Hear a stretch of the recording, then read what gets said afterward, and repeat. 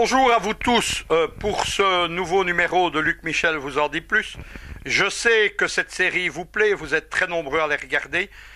Ici, je vais répondre à vos questions et en même temps évoquer, comme d'habitude, la géopolitique. Je suis avant toute chose un géopoliticien et donc la géopolitique vertèbre complètement ma réflexion politique, idéologique, etc. J'ai, dans le cadre des attaques qui ont été menées contre Afrique Média cette semaine, j'ai reçu de nombreuses questions. Et la question que vous me posez, c'est comment pouvez-vous en même temps être pan-européiste et panafricaniste? La première chose que je voulais vous dire, c'est que vous savez que l'Union européenne est à une partie du bloc atlantiste et que certains des États qui contrôlent l'Union européenne, notamment Paris et Berlin, ont une politique agressive en Afrique. Mon Europe, notre Europe, celle de mes amis, ce n'est pas celle-là évidemment. C'est la grande Europe de Vladivostok à Reykjavik et dont la future capitale pour nous ne peut être que Moscou. Je vous ai donc répondu. L'Union européenne a la prétention d'incarner l'Europe. Elle est devenue aujourd'hui tout sauf l'Europe. C'est un bloc politique militariste atlantique. C'est un géant économique mais un nain politique parce que précisément elle a abandonné sa diplomatie, elle a abandonné sa défense à l'Alliance Atlantique, à l'OTAN. Le pan-européisme et le panafricanisme sont des mouvements frères. Ceux qui connaissent leur histoire n'en doutent pas. C'était déjà d'ailleurs l'avis de Muammar Kadhafi et je pense que c'est une caution panafricaine suffisante. Le mouvement pan-européiste, il est né beaucoup plus loin que ne le pensent beaucoup d'Africains. Il n'est pas né du tout avec l'Union européenne, comme je l'ai entendu dire d'un panéliste sur Afrique Média. C'est un mouvement qui plonge ses racines dans l'Europe du XVIIe siècle, où il y a une grande civilisation européenne commune. Il y a déjà des projets sous Louis XIV, mais le mouvement démarre véritablement avec l'empereur Napoléon Ier, Napoléon Bonaparte, qui a déjà une vision des États-Unis d'Europe, qui voit les peuples européens destinés à devenir une seule nation et un seul peuple. Il y a aussi le grand Victor Hugo, qui est le chantre des États-Unis d'Europe. Et il y a un troisième homme qu'on a souvent oublié, c'est le grand révolutionnaire italien et européen Mazzini, qui lance un mouvement politique qui s'appelle la Jeune Europe et qui est notamment présent en Italie, en France, en Allemagne, en Belgique et en Pologne. Voilà donc pour ce mouvement. Ce mouvement se développe à nouveau après la guerre de 1918, parce que les Européens ne veulent pas une seconde guerre mondiale, ils vont être déçus. Il y a à nouveau un mouvement qui s'appelle Jeune Europe. Entre 1940 et 1945, le concept d'Europe tombe dans les mains nazies. C'est un pur concept de propagande. Une grande partie de la thématique européenne des années 30 est reprise. Elle va longtemps jeter l'opprobre d'ailleurs sur les idées européennes. Et en réalité, quand on les connaît étroitement, notamment par de nombreux procès-verbaux des propos de Hitler ou par les projets du chef des SS Himmler, on sait qu'en fait, il n'y aurait pas eu d'Europe, mais un retour au Moyen-Âge avec un grand empire germanique et des États vassaux sans puissance politique et sans indépendance réelle, notamment la France et par exemple la Roumanie, ou d'autres États, ou l'Italie encore. En 1945, l'idée européenne reprend, cette fois encouragée par les Américains, dans le cadre de la confrontation avec l'Union soviétique. Mais à ce moment-là, le mouvement européen prend sa dynamique propre. Il y a une série d'accords économiques, il y a une série d'accords sur l'énergie et puis d'accords politiques. C'est le traité de la CECA de 1956, le traité de Rome de 1958, c'est ensuite les différents traités qui vont organiser ce qui va devenir la communauté économique européenne, la CE, puis l'Union européenne, qui progressivement passera de 6 à 10 à 12, et puis aujourd'hui à 28, bientôt à 30, l'espèrent les eurocrates de Bruxelles. À noter qu'en 1956, il rate dès le départ la défense européenne qui est torpillée par la France, à la fois par les gaullistes et les communistes qui ne veulent pas d'une armée allemande. À la place, ils auront une grande Bundeswehr dans le cadre de l'OTAN. C'était évidemment se tromper d'analyse, le général de Gaulle le premier d'ailleurs. Aujourd'hui, le mouvement européiste, parce qu'il a abandonné à partir du traité de Maastricht, puis de l'acte unique, puis du projet de constitution européenne, il a abandonné totalement aux mains de l'OTAN et l'a inscrit dans ses textes fondamentaux la défense de l'Europe. L'Europe aujourd'hui, c'est un appendice de la puissance américaine. Ce n'est plus une Europe. L'idée européenne, elle est aujourd'hui portée par la seconde Europe qui s'unifie autour des différents organismes transnationaux eurasiatiques que Moscou est en train maintenant de lancer depuis les années 2000-2006. Le mouvement panafricain, lui, il est né dans la diasporie africaine, avec notamment Marcus Garvey. Il a ensuite été, on peut dire, l'idéologie, l'idée fondamentale de grands Africains. Nasser, qui était très déçu, ce sera la même démarche que Kadhafi ensuite par le panarabisme. Ce sera Lumumba, par exemple. Ce sera encore, après l'échec de l'OUA, l'Organisation de l'Union africaine, ce sera le relancement du panafricanisme par Muammar Kadhafi. Je reviendrai évidemment là-dessus. Cette similarité entre paneuropéisme et panafricanisme, cet même processus d'unification continentale, il était conçu comme un processus similaire par Muammar Kadhafi.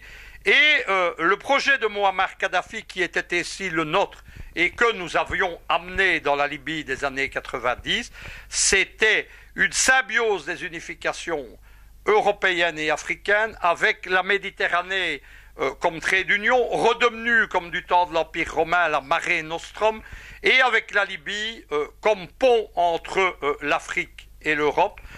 Kadhafi était un grand Européen, il en a été bien mal remercié. Il était un grand partisan de l'euro. Il a aidé à sauver l'euro et les banques européennes en 2008.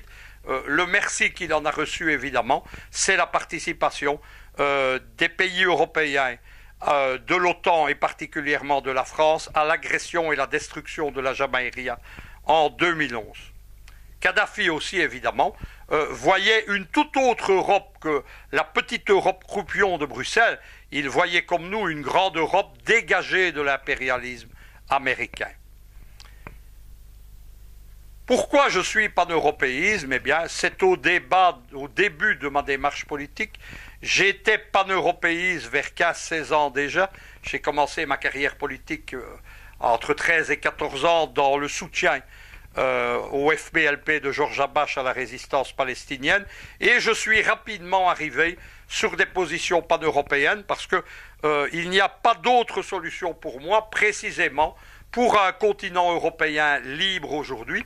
Ma conception, c'est celle de l'école géopolitique qui a été celle du géopoliticien belge Jean Thirière et que j'anime maintenant depuis 1983.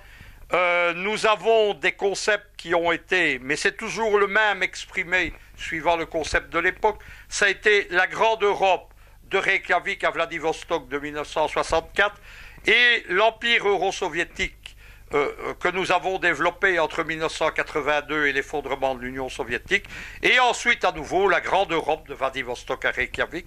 Nous avons aussi relancé dans ma revue Conscience européenne en 1984 une idéologie qui était morte, qui était dans les oubliettes de l'histoire des idéologies, c'est le fameux eurasisme qui est aujourd'hui l'idéologie quasi officielle de la Russie, mais aussi de d'autres États ex-soviétiques.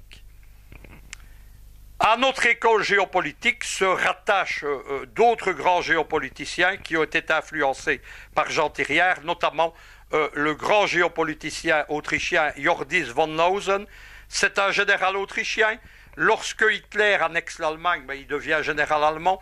Il fait partie de l'état-major du maréchal Rommel en Afrique. Et puis, il est de ceux qui appuient le coup d'État des officiers patriotes anti-hitlériens du 20 juillet 1944 avec le général Stauffenberg notamment. Après la guerre, il développe une vision également de l'État continental qui s'inspire du grand géopoliticien Haushofer, le créateur même du concept d'État continental, mais aussi de Jean Thiriart. Lausen parlait notamment d'une grande Europe de Vladivostok jusqu'à Madrid.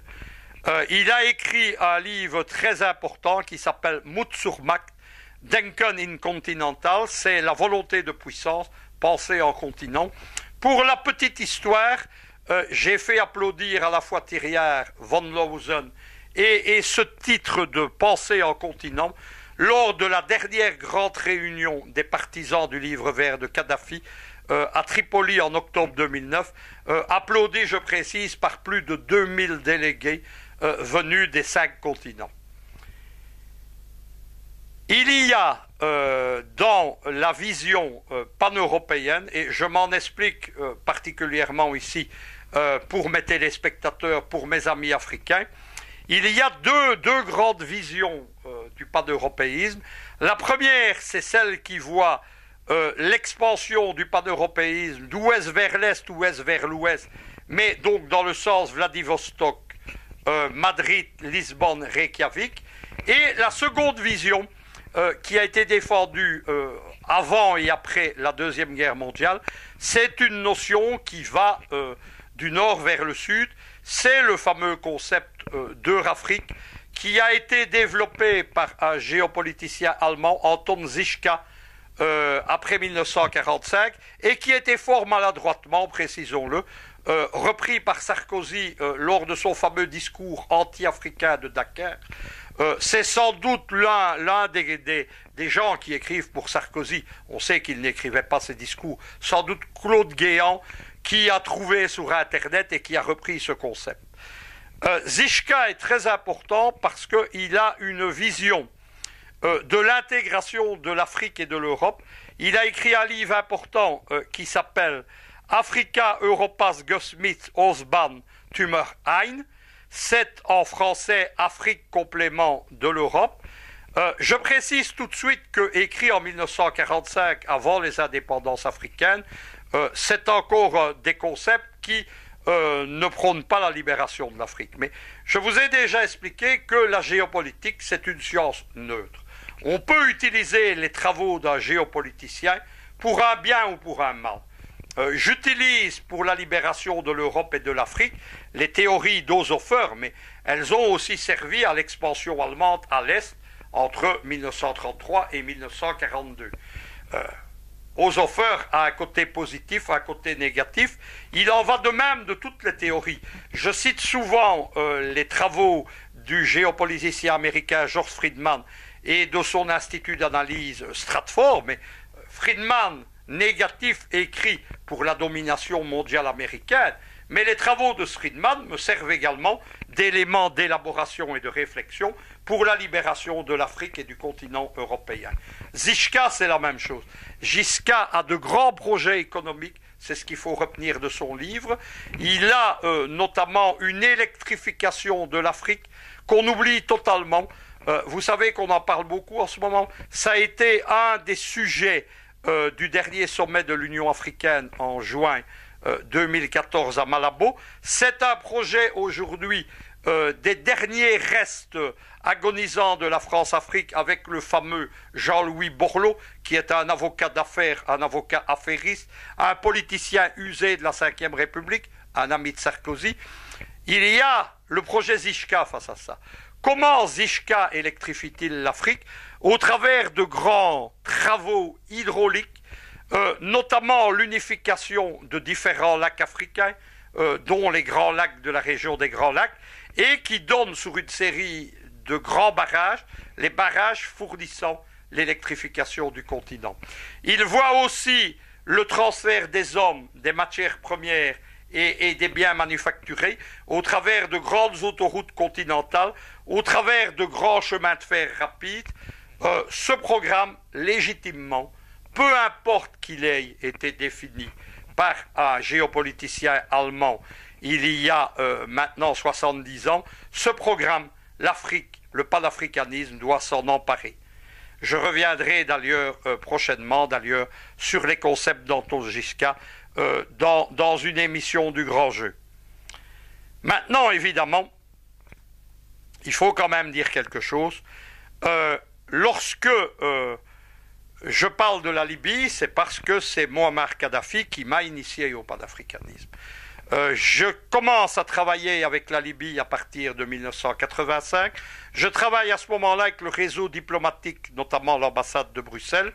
Et ma collaboration et le soutien à un État à l'époque qui n'est pas du tout panafricaniste, qui est panarabiste, anti-impérialiste, anti-américain.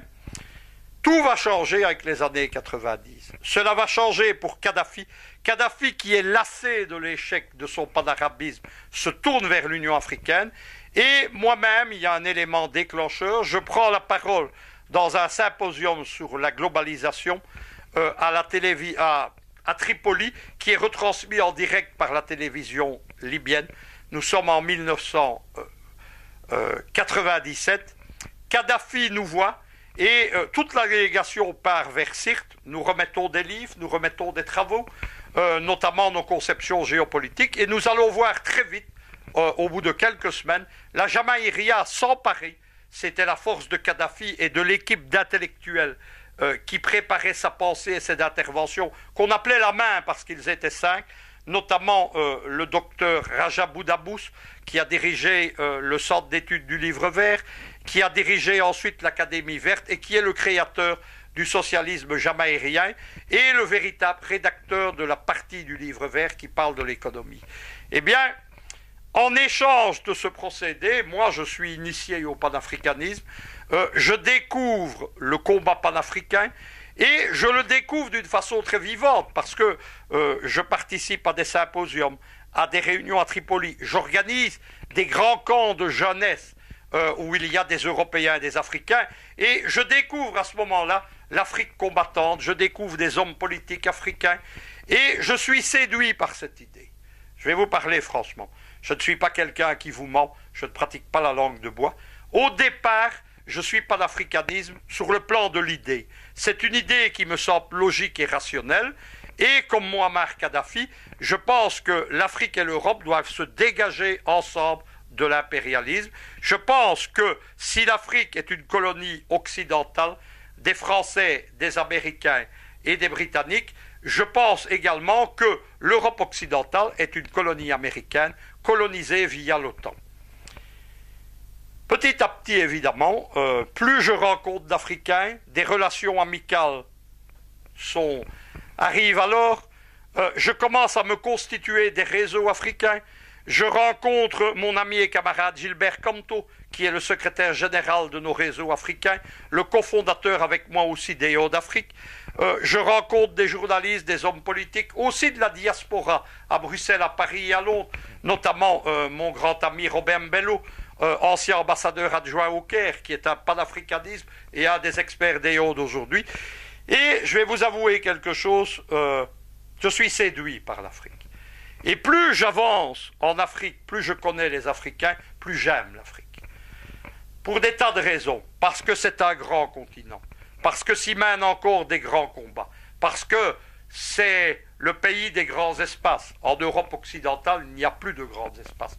Mais aussi parce que les Africains ont encore le sens du sacrifice, du combat, et qu'ils ne sont pas encore corrompus par la société Made in USA qui s'est imposée en Europe occidentale. C'est ici non plus l'esprit qui vous parle, non plus le panafricanisme idéologie rationnelle, mais c'est la voix du cœur et c'est la voix du militant anti-impérialiste que je suis depuis maintenant plus de 40 ans. L'avenir, comment est-ce que je le vois? C'est une autre question que vous me posez. Êtes-vous afro-pessimiste ou afro-réaliste? Je ne suis pas ça. Je suis un panafricanisme pessimiste, mais volontariste et constructiviste. Il y a beaucoup de choses qui ne vont pas en Afrique. Mais il y a aussi des lueurs d'espoir. L'arrivée de chefs d'État vers des positions panafricanistes, le premier de tous, ça a été le président Teodoro Obiang Nguema Mbasogo en Guinée équatoriale. Je viens maintenant à l'étape suivante de mon parcours. En 2011, c'est l'agression contre la Jamaïria.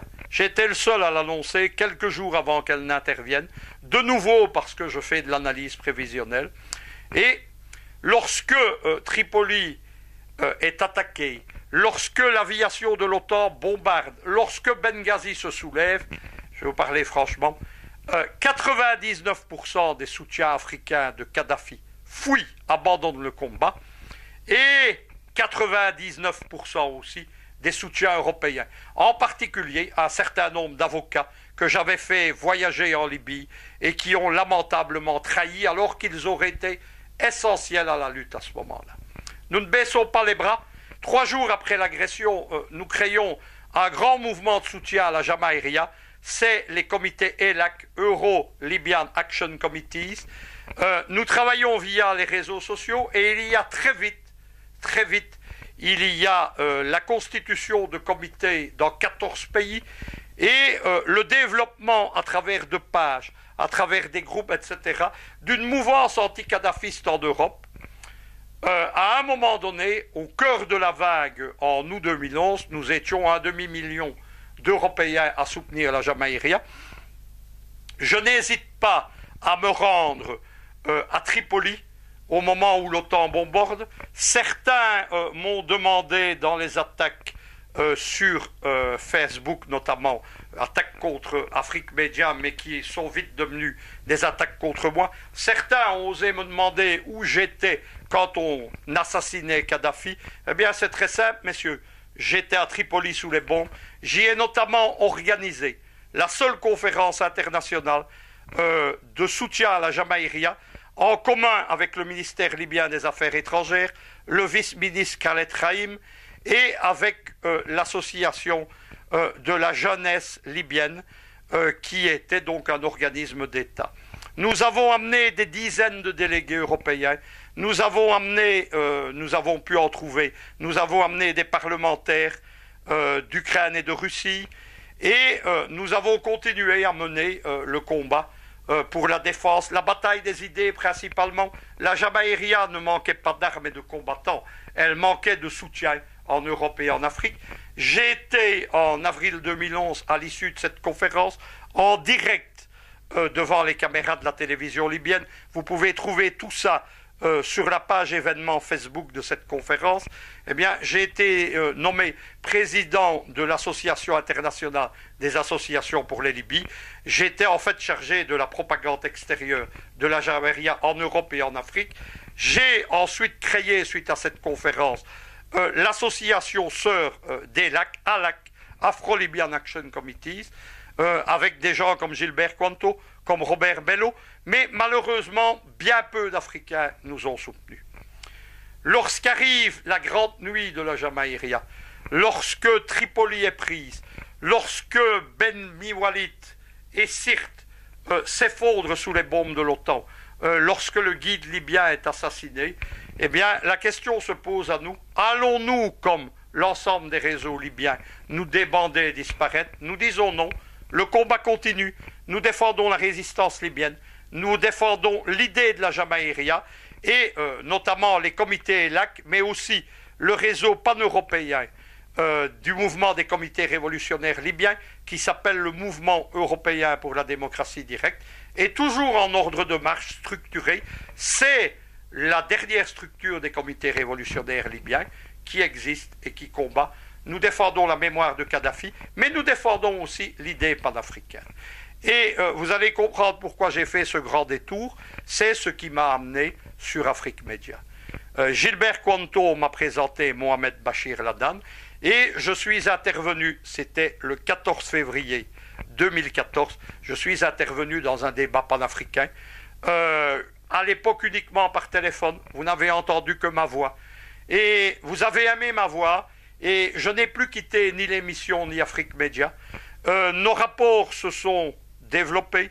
Ma chaîne de télévision EOT TV s'est associée dans un accord de partenariat avec Afrique Média.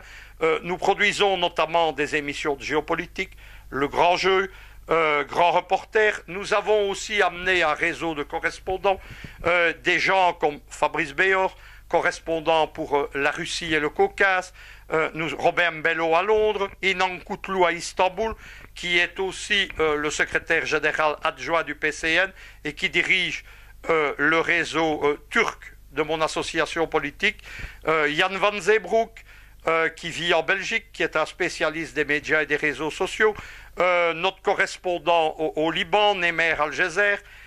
Il y en a d'autres qui vont arriver d'ailleurs, et je peux vous l'annoncer, dans le cadre du développement comme grande télévision internationale d'Afrique Média.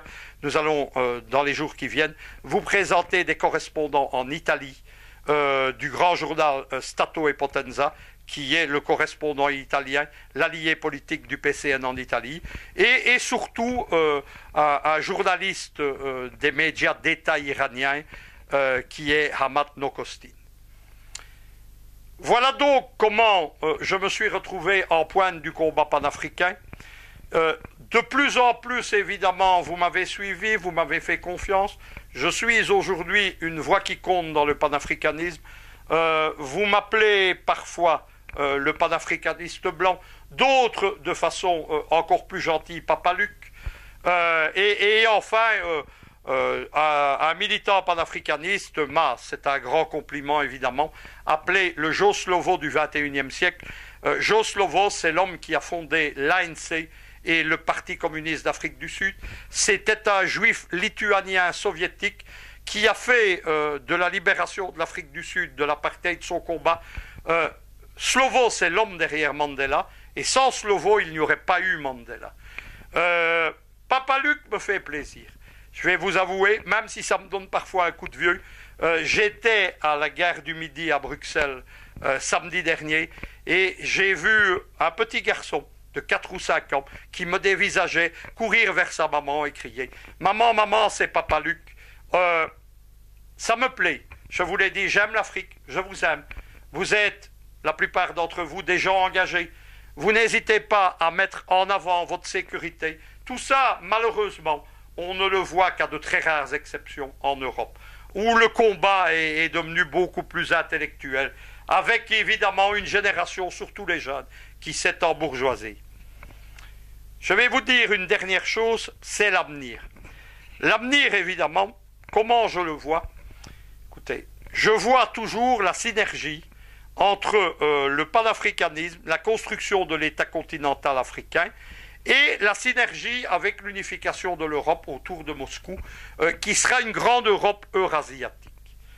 Mais, parlons franchement, je vous l'ai dit, je suis quelqu'un réaliste, je vois les choses. Nous sommes face à une superpuissance américaine. Certaines analyses vous expliquent que l'Amérique a perdu la guerre, qu'elle est en pleine décadence, etc. C'est faux. L'Amérique vient de surmonter ses problèmes énergétiques avec la production de pétrole et de gaz de schiste. En 2015, l'Amérique va exporter du gaz et du pétrole. Et secondement, l'Amérique reste aujourd'hui, face à ce qui n'est qu'un projet russe, reste la seule superpuissance mondiale, avec des dizaines de bases militaires, avec des dizaines de flottes, dont la 6e flotte en Méditerranée, la 4e flotte qui est dans l'Atlantique au large du golfe de Guinée, et la 5e flotte qui contrôle le golfe Persique, et aussi la Corne de l'Afrique. L'Amérique a un projet géopolitique, notamment celui qu'exposent les néoconservateurs du PNAC, le projet for a New American Century, mais aussi les gens autour de George Friedman de Stratford. Tous disent l'Amérique va rester la superpuissance. Ils prévoient une Russie éclatée, sortie de l'histoire, une Chine éclatée, sortie de l'histoire, et dans leur projet géopolitique, l'Afrique n'existe pas. En 2050, c'est mon horizon. Lorsque je réfléchis sur 2050, les géopoliticiens de Stratford, eux, réagissent sur 2050-2100. Nous sommes dans le long terme, la vision prospective à long terme. En 2050, le paysage géopolitique sera bien différent. Espérer qu'à ce moment-là, ou l'Eurasie seule ou l'Afrique seule feront le poids, notamment face au bloc atlantique, qui aura absorbé ce n'est pas une analyse de ma part prospective, ce sont des projets en cours de réalisation qui aura absorbé à la fois le Canada, le Mexique et une partie bien entendu, l'Amérique centrale. Espérer que face à ça, l'Afrique seule ou l'Eurasie seule vont s'imposer, c'est un grand rêve. Un autre problème va se poser à l'Afrique, c'est que l'Afrique peut émerger économiquement, etc. Mais l'outil de puissance militaire tel que seule la Russie aujourd'hui peut en rêver ne sera pas encore à la portée de l'Afrique, et il est très probable que le bloc américain, qui a des projets géopolitiques non pas pour une Afrique unie, mais pour une Afrique éclatée, avec notamment un bloc d'Afrique australe jusqu'au Grand Lac rattaché au bloc américain, eh bien, il est très probable qu'ils interviendront militairement. C'est, à mon sens, la nécessité, l'arrivée notamment de l'Africom en Afrique, l'Africom dont le siège est en Allemagne, cela veut tout dire, c'est un projet néocolonial, et c'est également le fait que l'Amérique utilise les volontés économiques de rester en Afrique de l'ancienne France-Afrique, et aussi la volonté de Berlin de revenir en Afrique. L'Afrique est enserrée dans un triple filet néocolonial. Il faudra que non seulement l'Afrique trouve des alliés pour se dégager, mais à un moment donné, qu'elle oppose aussi un bloc de puissance capable de s'opposer et de contester la domination mondiale au bloc impérialisme. Je vous l'ai dit, ni l'Afrique n'en aura seule les moyens, ni l'Eurasie. La logique, l'analyse géopolitique, mais aussi la volonté de rester libre, elle conduit à tirer les conclusions. L'Afrique et l'Europe sont deux blocs complémentaires, en population, en technologie, en puissance potentielle, en production économique. La Méditerranée, d'où doivent être expulsés les Américains, est le trait d'union de ces deux zones. Eh bien, il va falloir à un moment donné intégrer dans un grand bloc géopolitique à la fois l'Eurasie et l'Afrique. C'est ce que j'ai appelé dans un concept géopolitique novateur l'axe Eurasie-Afrique. On en a déjà discuté à Moscou. Je sais qu'on en discute beaucoup en Afrique.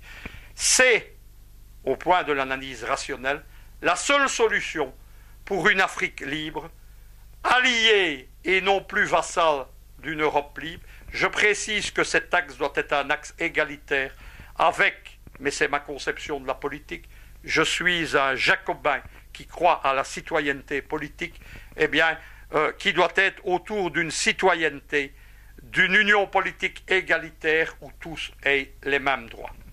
Je voudrais vous dire un dernier mot, parce que vous allez parfois, avec surprise, vous allez lire, j'ai une fausse biographie par exemple sur Wikipédia.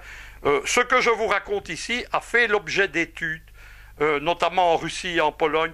Il y a deux grandes études de Kornel Sawinski, c'est un doctorant de l'université de Katowice en Pologne.